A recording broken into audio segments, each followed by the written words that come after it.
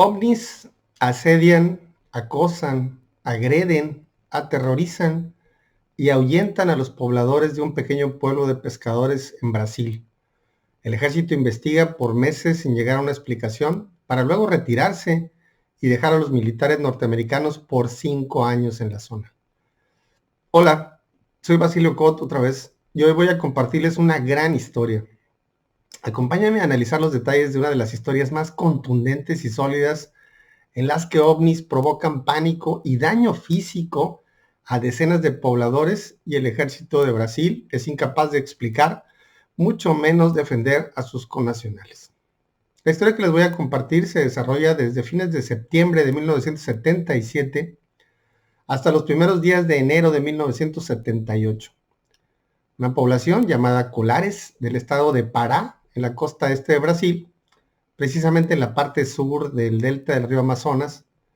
Es un poblado de pescadores ubicado un poco dentro de la bahía de Marajó, que le lleva a aproximadamente 60 kilómetros de Belén y a poco más de 500 kilómetros de la frontera con la Guyana francesa hacia el norte de Brasil. Su población no sobrepasa los 10,000 habitantes en la época del incidente.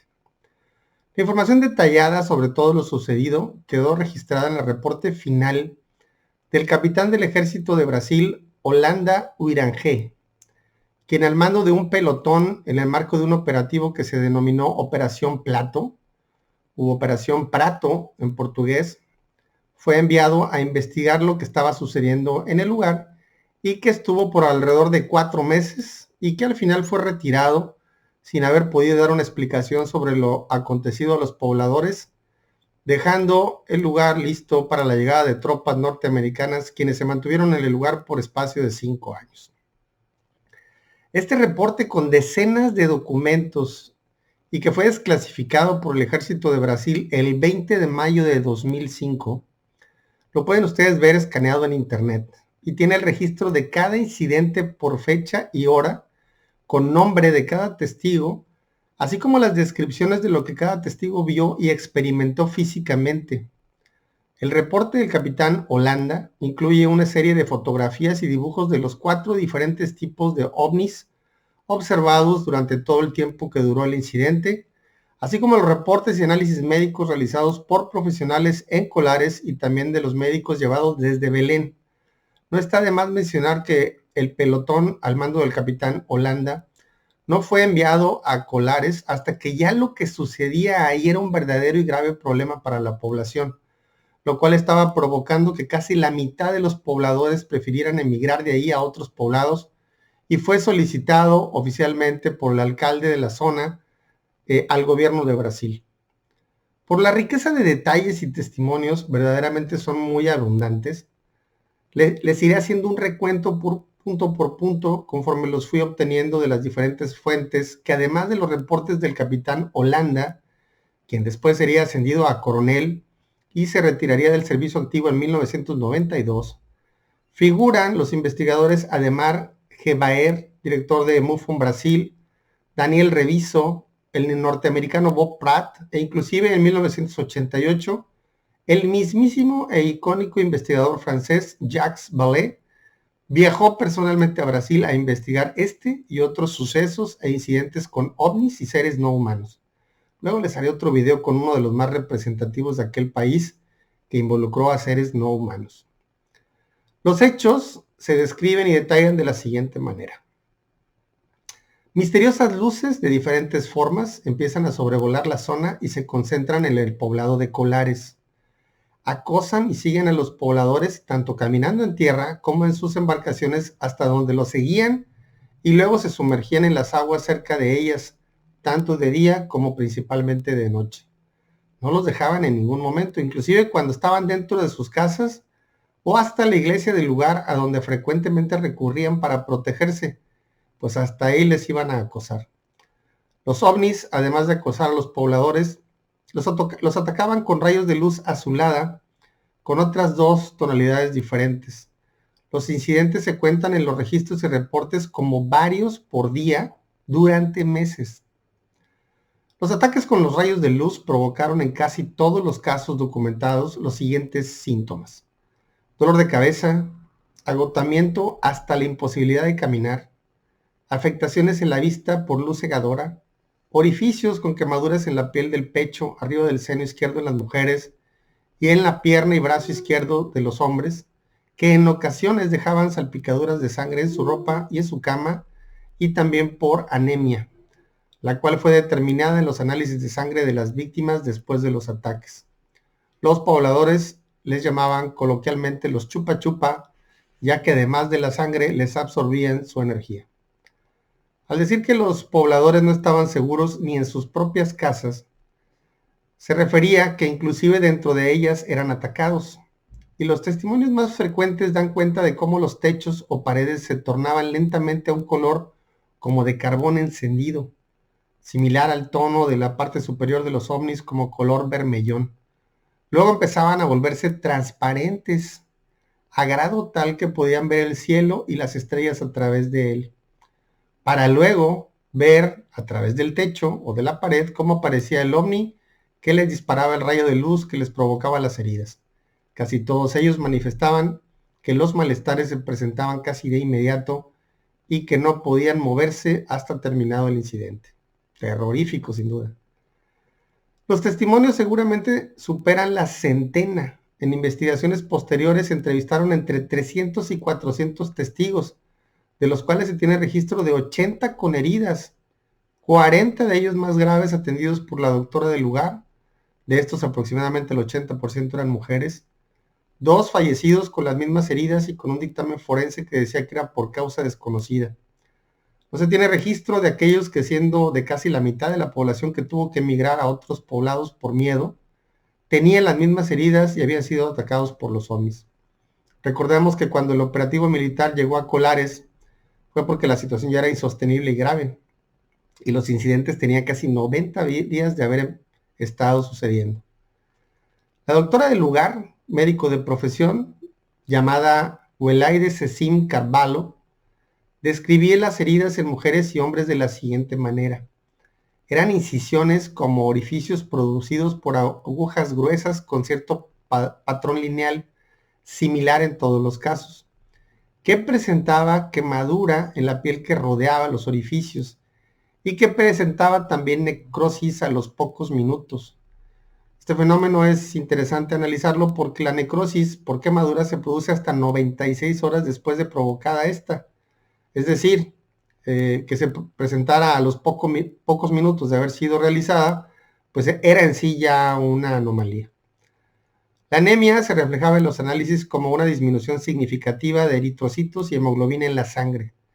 Estas heridas acompañaban todos los casos, además de los malestares que les provocaban agotamiento extremo, ceguera temporal y los dolores de cabeza. Los tipos de ovnis documentados por el capitán Holanda con base en los testimonios de los pobladores, además de los que él mismo y su equipo presenciaron, son los siguientes. Uno de ellos era como un vaso invertido, como un cono trunco invertido, de aproximadamente 3 metros de altura por 2 de base. Otros 2 eran tipo de disco, uno de ellos más alargado y liso, y el otro más discoidal con un domo en la parte superior, ambos de aproximadamente 1.5 metros de largo, con luces color rojo vermellón, como un rojo anaranjado, en la parte superior y con luces blanco-azuladas en la parte inferior, como las que se producen por descargas eléctricas en la soldadura, por ejemplo. Y había un cuarto tipo de ovni que era cilíndrico en vertical, pero este medía aproximadamente unos 90 metros de largo. Tanto en el cono, pues en el ovni tipo cono, como en el ovni tipo cilindro grande, los lugareños, la doctora y los militares dieron cuenta de que se percibían figuras humanoides del tamaño de niños dentro de los objetos con aproximadamente 1,20 o 1,30 centímetros de altura. Y ambos reportaron sus propios incidentes. El capitán Holanda describió un objeto con forma de disco que iluminaba como de día una amplia zona, que hacía un ruido como de un clima artificial y que en un determinado momento destelló 5 veces en tono amarillento, se tornó azul y salió disparado hacia el mar. Por su parte, la doctora describió a un objeto flotando a baja altura sobre el centro del poblado con forma de cono trunco invertido, con una figura humanoide dentro. Apenas eran las 5 de la tarde cuando lo vio. Los lugareños frecuentemente les disparaban a los ovnis sin hacerles daño alguno. En uno de los casos, un carpintero de unos 60 años, desesperado porque un ovni lo seguía, llegó a su casa, tomó un rifle y le disparó varias veces al ovni, hasta que éste le golpeó con un rayo muy potente que literalmente lo lanzó por los aires varios metros y que lo dejó inmóvil completamente por espacio de 15 días. Apenas si podía hablar. Los afectados no eran de un perfil determinado.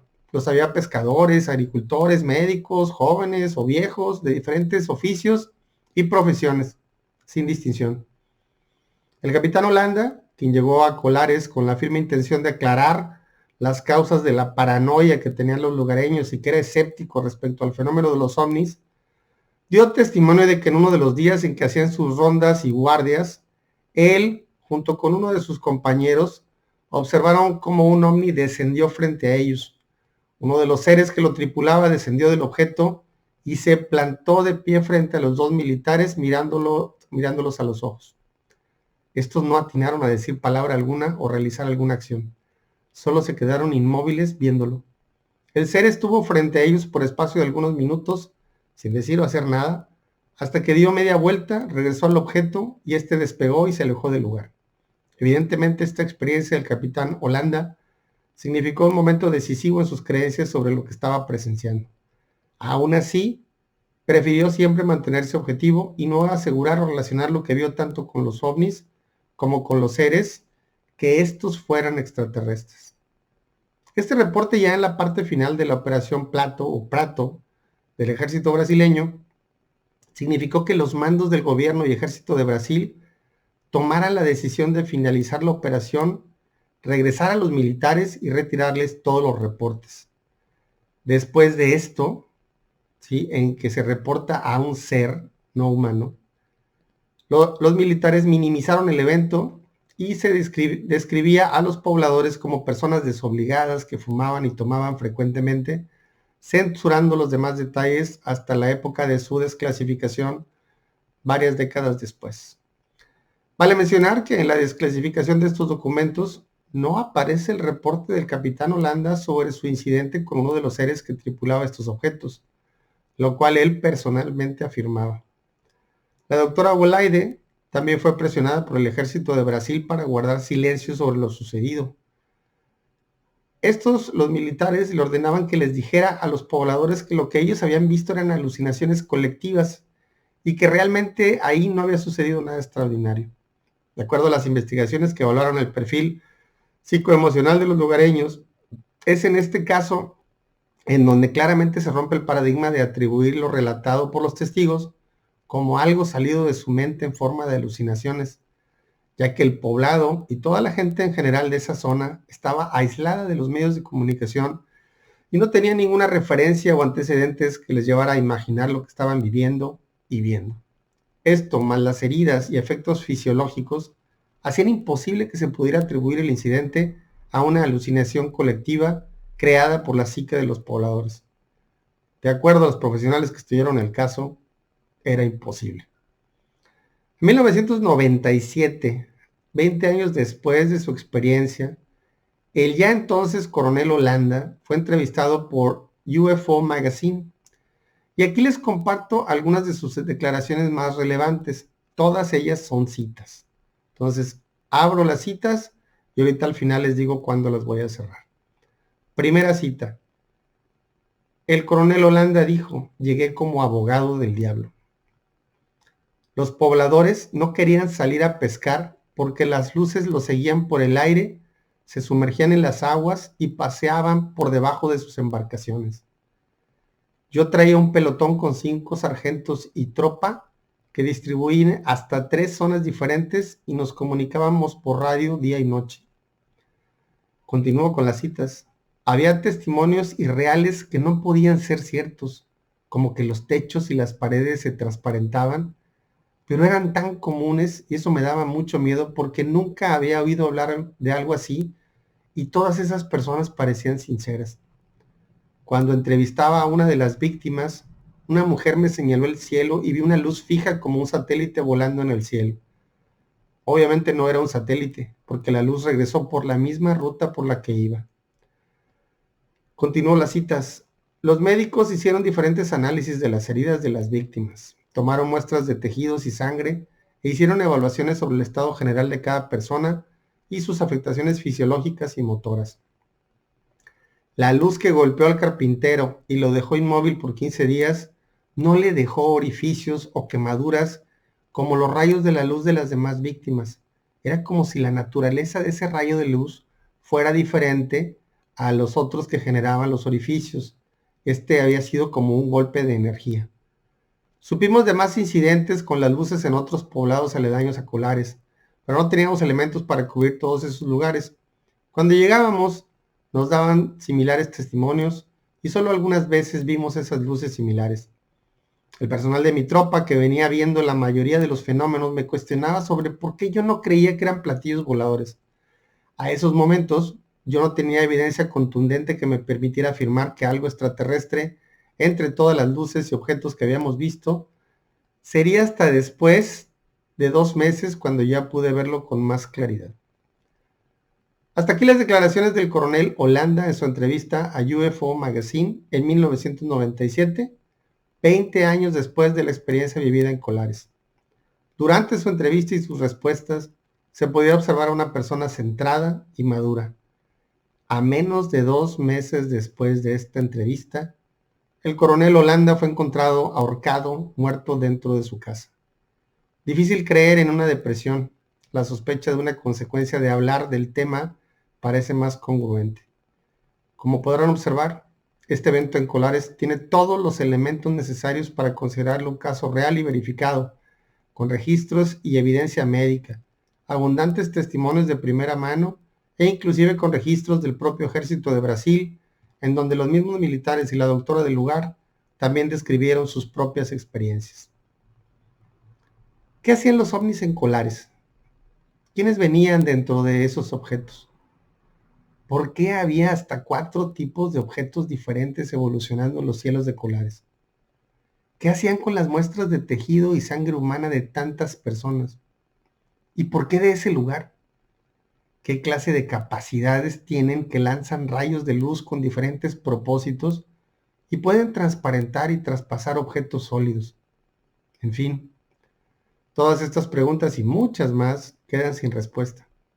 Solo quedan los detalles de tan extraordinario evento para avalar uno de los incidentes más impactantes y ricos en información verificada de la historia de los ovnis. Después de escuchar esta historia y algunas otras que resultan irrefutables e inexplicables, pero sumamente reales y verdaderas, tenemos que ver el fenómeno de los ovnis definitivamente con más seriedad y detenimiento. Espero que les haya gustado esta historia. Les espero en mis medios de contacto. Recuerden que si tienen historias de ovnis, pueden compartirlas conmigo y manejaremos los detalles de su experiencia con seriedad y discreción. Compártanme en mi correo sus historias, las evaluaremos y si son consistentes, pronto las tendrán en un video para la posteridad.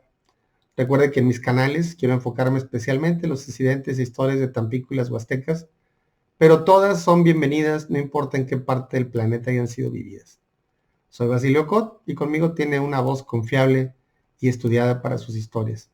No se pierdan el próximo video, estoy seguro que les gustará la historia. Hasta pronto.